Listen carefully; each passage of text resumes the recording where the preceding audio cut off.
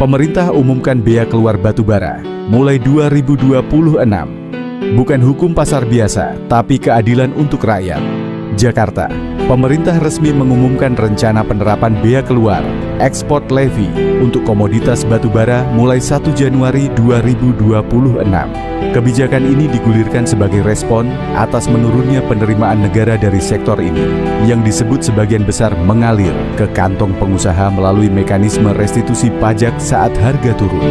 Latar belakang, restitusi 25 triliun rupiah yang bikin penerimaan negara jeblok dalam rapat kerja dengan Komisi 11 DPR RI awal Desember lalu.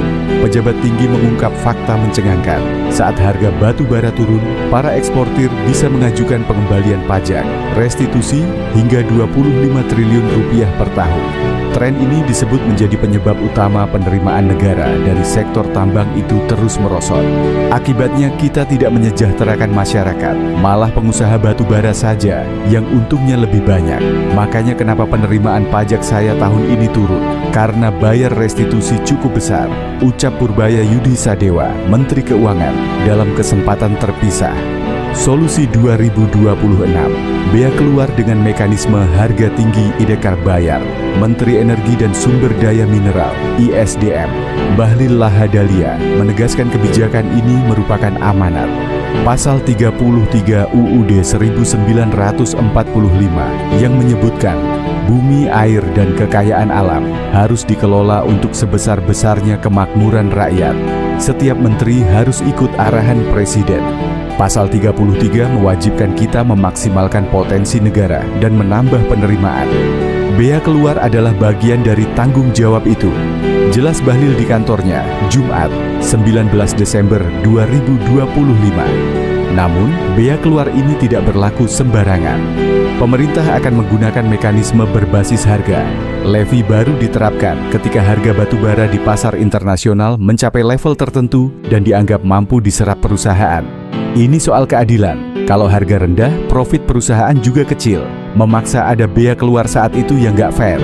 Tapi saat harga ekspor tinggi dan keuntungan besar, wajar negara minta kontribusi melalui bea keluar, tegas Bahlil. Mengakhiri subsidi tidak langsung untuk eksportir, Menteri Keuangan Yudi Sadewa menyebut kondisi saat ini tidak lazim. Di satu sisi, eksportir mendapat restitusi saat harga turun. Di sisi lain, mereka menikmati keuntungan besar saat harga naik tanpa ada pungutan ekspor. Itu kan jadi tidak biasa. Saat harga tinggi, untungnya besar, tapi nggak ada bea keluar. Pada akhirnya, negara seperti memberi subsidi tidak langsung ke eksportir. Ujarnya, formula masih dikaji.